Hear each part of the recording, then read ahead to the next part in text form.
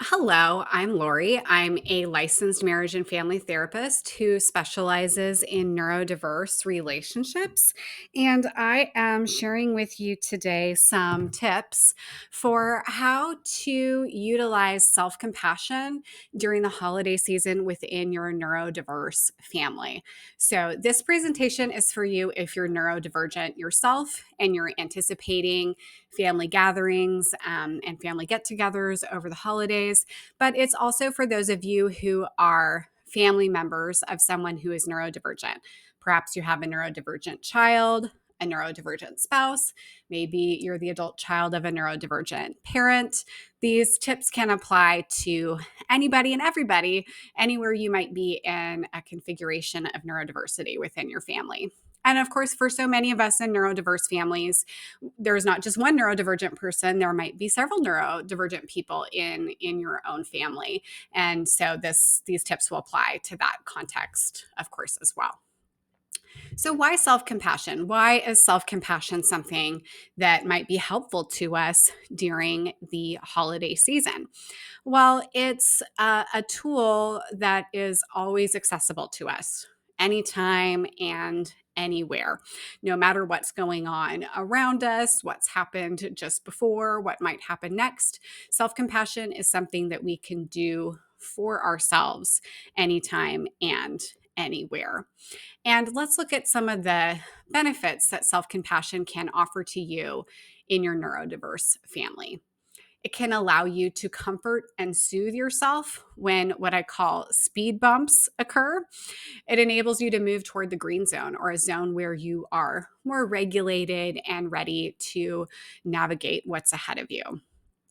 Self compassion can also help reduce self blame and other blame because it's a stance that enables you to acknowledge pain, suffering, disappointment, grief, all those difficult feelings. You can acknowledge them in a relationship or within a whole set of relationships in your family from a more neutral place where you can kind of step outside it a little bit, or step alongside that suffering and just be with it and comfort yourself without having to go to these layers of blame and shame.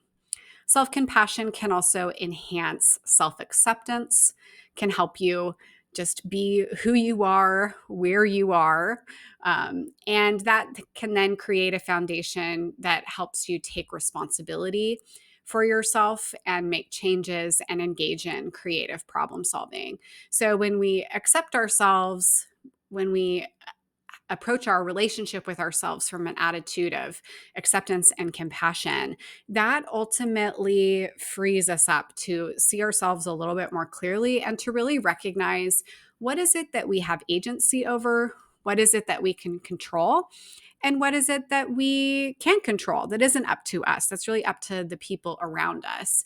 And that allows us to move forward and motivate ourselves and come up with solutions that are within our control, and find some ways to kind of shake off or work around the things that are up to other people that we can't control ourselves.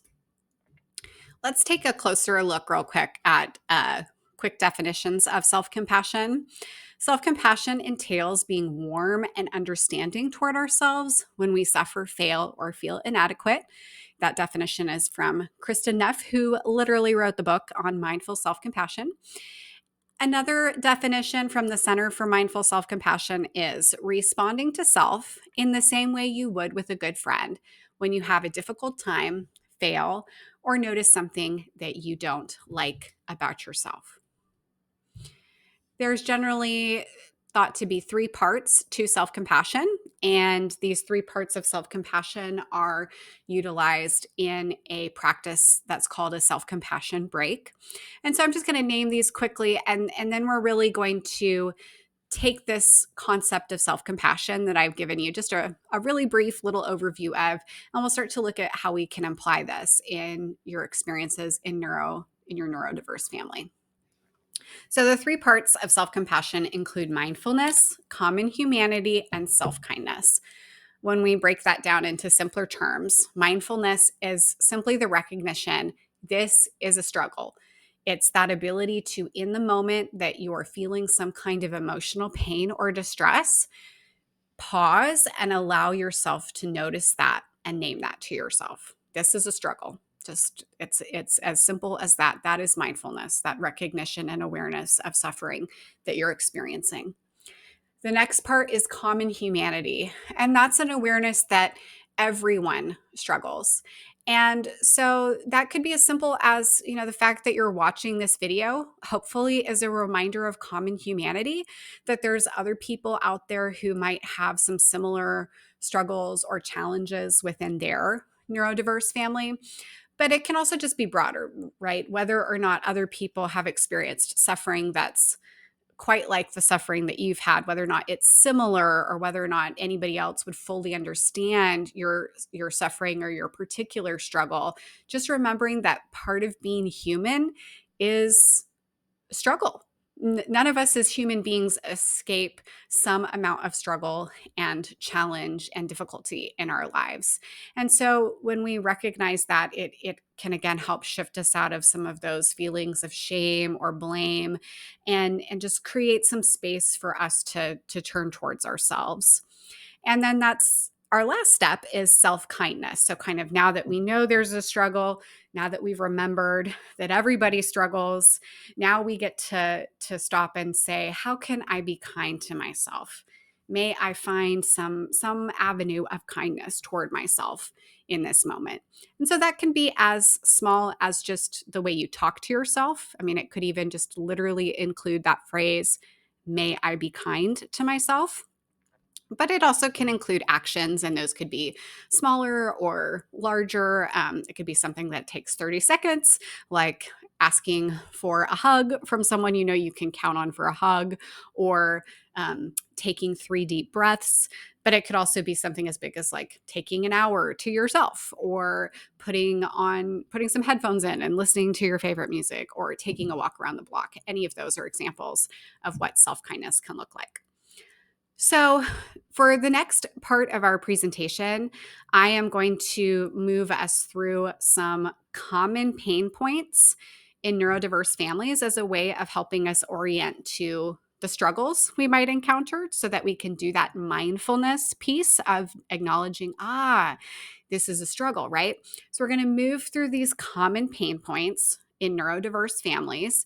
And some of these might be familiar to you. Some of them might not apply.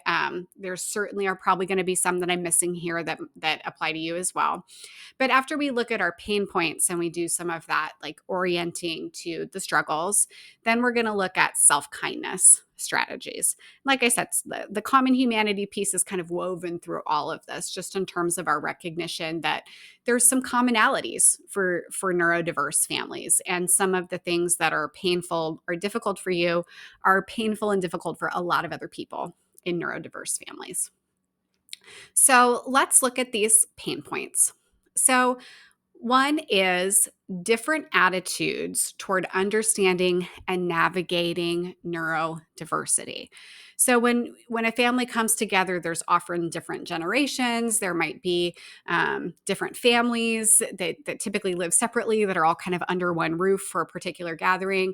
And you in your family system, or you in your own personal life, may have developed an understanding and awareness of neurodiversity. I mean, the fact that you're watching this video probably indicates that you're somebody that's been trying to, have some understanding and be able to affirm neurodiversity, be able to embrace it in some particular ways in your own life, or in terms of the loved ones in your own life. And when we bring different generations and different families together, there can sometimes be pretty noticeable differences in terms of what people even understand about neurodiversity, whether or not people even know that they're neurodivergent, whether or not they're able to kind of affirm and embrace those differences, or whether there's some shame or criticism about it. And so that in and of itself can be a challenge that we as a culture are not all in the same place with this, right? Some of us in this neurodiversity world, as I like to call it, we're kind of out ahead, leading the way. And there's folks who haven't caught up with some of what we know and some of how we approach things. And it can be really difficult to not have that shared understanding as a foundation for how everyone's relating to each other and understanding each other's needs and differences. Another common pain point that I've heard a lot in my practice as a therapist is that neurodiverse families sometimes have these pressures for togetherness that create an atmosphere where choice, boundaries, and self care are not permitted. This can kind of look like this idea of like, okay, if we're not all in the same room together, somehow we're not being a family. Or if we don't all go out to this play together, somehow that means we're not as much of a family, or we don't love each other. That there can be sort of this a lot of meaning attached to whether or not people are all doing the same thing at the same time. But often when you're neurodivergent, or when other folks are neurodivergent, there might be competing needs in your family where people need to be able to make choices, right? And set boundaries and set limits for themselves. And so, again, this can really be a strain when maybe some people in the family, or maybe most people in the family, are really trying to get everyone to do the same thing all the time. And you're trying to tend to your unique needs, or you're trying to help your child or another loved one, a partner, someone else in your family attend to their unique needs, or even just to attend to even if you're not neurodivergent, right? You still might have unique needs too that you may need to meet as well. There can also be miscommunications, misunderstandings, and conflicts that are rooted in neurological differences. Neurodiversity is sometimes talked about as it's kind of can feel a lot like speaking different languages. Words can be used really differently.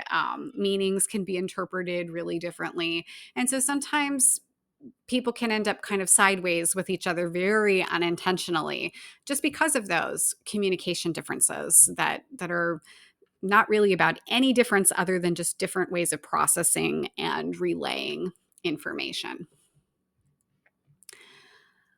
Another common pain point, but that I think in some ways is kind of interwoven again with all these other ones, is that there can be this kind of blind or built-in following of what I would call neurotypical family scripts that don't work well for the neurotypes in your particular family. So we get family scripts from all kinds of places in our lives, movies, TV shows, what our friends are doing, what we've seen modeled for us in various places. We all kind of have these assumptions that we're taught in our culture about what holiday gatherings and holiday family gatherings are, quote unquote, kind of supposed to look like. And so this might mean that there's kind of assumptions about, who's supposed to cook dinner, or who's supposed to be the one that plans the fun activities, or who's the one that's, setting the tone, or what expectations do people have of each other? What are the things that you think you have to do? Otherwise, you haven't really had, a holiday. So those scripts can really kind of constrain folks. And unless everybody in your family has really come to a place of being able to have some open conversations about neurodiversity and create a culture where you're giving each other permission to do holidays your own way, in the way that works uniquely for the brains that are in your family, then these scripts can kind of set people up to get burnt out, to get frustrated with each other, or get frustrated with yourself. And that's a frequent pain point that people come across. Another one is difficulties with coordinating, planning, and decision-making that are rooted in neurological differences. So again, communication can play a role, but so can executive functioning pieces. So, this can look like it's everyone kind of sitting around and nobody can figure out like where to go for dinner, right? Or everybody's trying to, maybe even before the gathering, people are making plans about who's going to do what at what time. And then you get there and things don't go the way you thought they were going to go because somebody misunderstood something, or somebody didn't have the executive functioning skills to kind of follow through on the things that they agreed to do. So this is another challenge that you may come across in your neurodiverse family. So like I said, these aren't the only pain points you might come across, but they are some really common themes that happen. So now let's turn our attention to some self-kindness strategies that we can practice in response to, or to help mitigate some of these common pain points. The first is prioritize autonomy, choice, and boundaries over togetherness. So you can do that for yourself. You can just sort of make announcements or make decisions for yourself, kind of regardless of what other people are doing. I think generally once you're adult, no one's going to force you in the car and make you go somewhere, or make you sit at a dinner table if you really need some time to yourself. So prioritize your ability to make your own decisions about how you spend your time and how you take care of yourself within the context of your family gathering.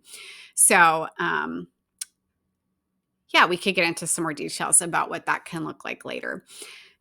Another piece that you can do is respect and protect your own limits, and encourage others to respect and protect their limits as well. So that could include, limiting the total time that you spend with your family, either for a specific gathering or a specific visit. If you're coming in from out of town, it can mean taking breaks during the gathering. It can mean staying in a hotel instead of staying in the home where everybody else is staying. There's a lot of different ways to own your sense of like what's going to push you past your limit, what's going to exhaust you, what's going to stress you out. If you know those things about yourself, you can again make some decisions either proactively or kind of in the moment when it comes to step away and take care of yourself and do what you need to do to set yourself up to reduce your stress and to get some replenishment in the midst of what can be kind of an exhausting or particularly demanding time, even if it's also fun and exciting for some of the time as well. Another piece you can do is try to divide tasks and responsibilities with attention to neurotype strengths and challenges. So if you're thinking about what you take on, you can take this into account when you're thinking about what you ask other people in your family to take on. You can take this into account, or you can try to have some honest conversations with them, depending on how open people are and how much self-awareness and self-acceptance other people have built.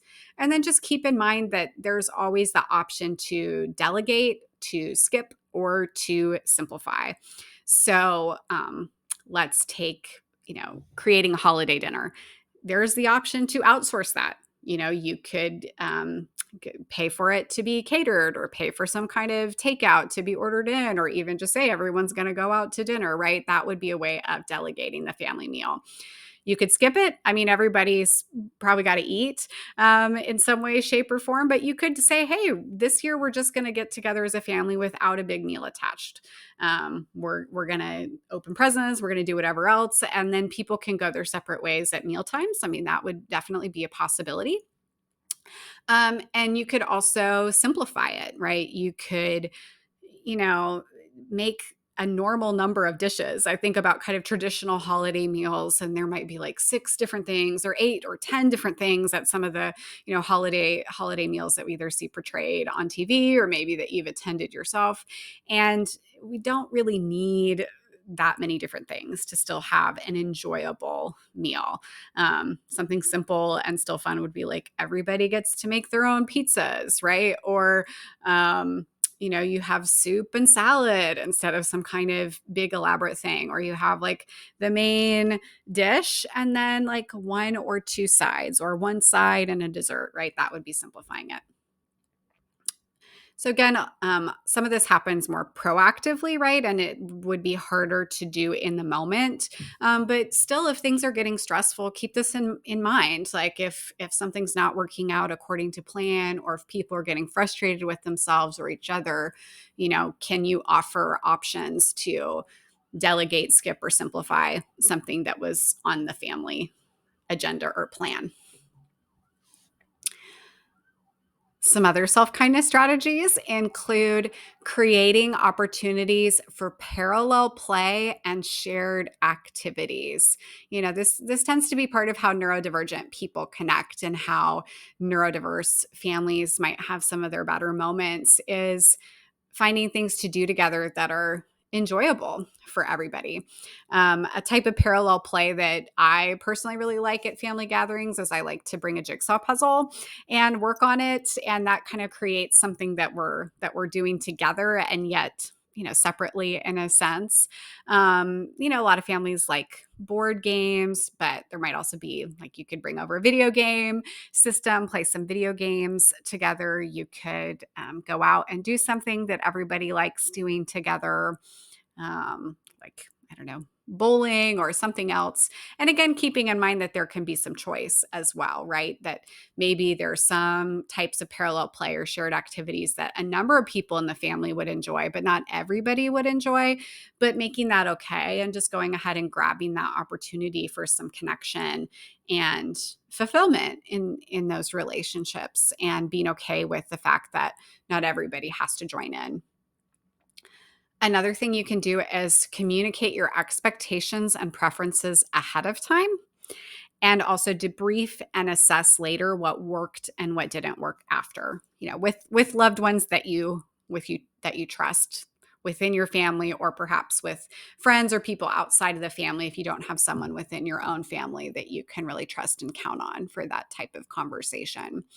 So I think communicating your expectations and preferences ahead of time is really something I want to emphasize here, especially when we think about neurodivergent brains and processing differences. Like, it can go a long ways to give people some new information in advance. If you're planning on navigating this next gathering a little bit differently than how you typically would, and there's other neurodivergent people in your family who might be impacted or affected by that, finding a way to communicate that ahead of time gives them the ability to kind of reset their own expectations and mentally prepare for what's going to happen.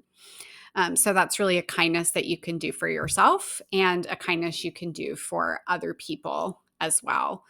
Um, it can also help kind of get conversations going, or even like prompt reflection from other people about expectations they might have or preferences they might want to discuss or put out there in advance.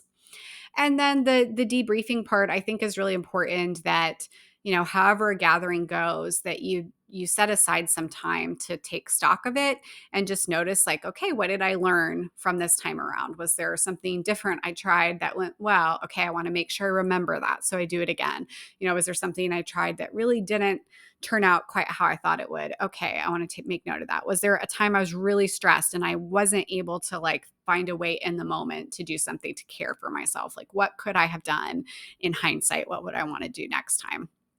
And that sets you up potentially for a better experience for the next time around, and also just helps you kind of put some closure on your recent experience around the holidays. You can practice self-compassion breaks and find a self-compassion mantra.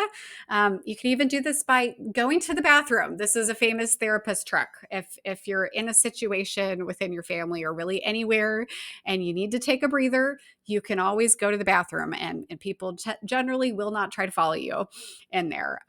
So in the bathroom, or it could be in your own room if you have your own space at this gathering, or it could be stepping outside for a little bit to get some fresh air, or even finding just a quiet corner somewhere, right? But taking a minute just to breathe, to let yourself notice what's a struggle, to bring that common humanity to mind, and to say something kind to yourself. And you might also want to pick what I'm calling a self compassion mantra. So, some kind of phrase that you can memorize and kind of easily bring to mind, like, may I be kind to myself, um, is one, or, I'm doing the best that I can, or, I'm trying to be authentic with myself, and I'm trying to be kind to my family members, but it's hard. These are different things that you might be able to say, or kind of can use in your brainstorming as you think about a self-compassion mantra. And then last but not least, an often overlooked strategy is make sure you fill up your tank before and after your family gathering. Don't spend the whole week leading up to the holidays frantically running around getting all the things done. If you can help it, if you can delegate, skip, or simplify, right?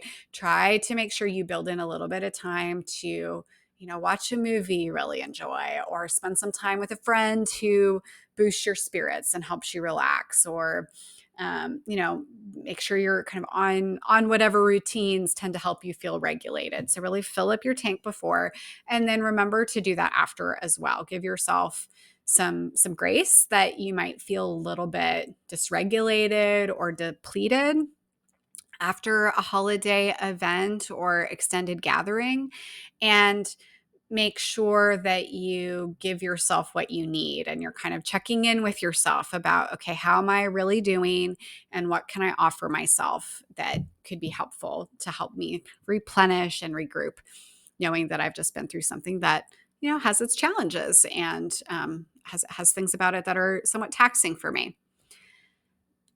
So now that I've moved through all these concepts with you, you have an opportunity to really try to apply this information for yourself. I've created for you a mini self reflection workbook. And within that resource, you'll find summary note pages that contain the information that was in this presentation. You'll find a worksheet to help you practice that self compassion break, those 3 parts of self compassion. I think that's a good exercise to do ahead of time so that you kind of have that in your back pocket and can draw on that experience during your holiday gathering. And then there's also a set of questions to help you identify the self-kindness strategies that you want to focus on. And those are divided up in terms of thinking about what can you do before, what can you do during, and what can you do after. And, I've thrown out a lot of different possibilities here, but honestly, even if you just identify one thing for each category, that's significant. If you can just pick kind of one thing for each and really follow through on that, a little goes a long ways. And sometimes less is more, just in terms of getting clear about our priorities and where we spend our energy. And yeah, you don't need to make this something really complicated. And you can be really gentle with yourself, right? That however things go, there's going to be some speed bumps. Probably there might be some difficult moments here and there, and that's okay. You're just going to try to do a little bit more self-kindness this time around. And that doesn't solve everything. It doesn't make everything go perfectly. It just helps you do a little bit more for yourself in the midst of that. And then finally, in this workbook, you will find a resource list with some places where you can learn more about self compassion, and also learn a little bit more about ways you can take care of yourself, especially if you're somebody who is neurodivergent. There's some specific resources for that, as well as just some general self compassion resources. And so you'll find a link to download that free workbook in the notes of this video. So, thank you so much for spending the time here with me, listening to this little, almost long, verging into long talk about the holiday season. I hope this helps you feel less alone. I hope this helps you feel connected with me, with other folks out there who can relate to your experiences in your neurodiverse family. And whatever happens, whatever ways you manage to be kind to yourself or not, I'm wishing you a really happy holiday season and sending lots of peace, joy, and compassion your way. Thank you so much and take good care.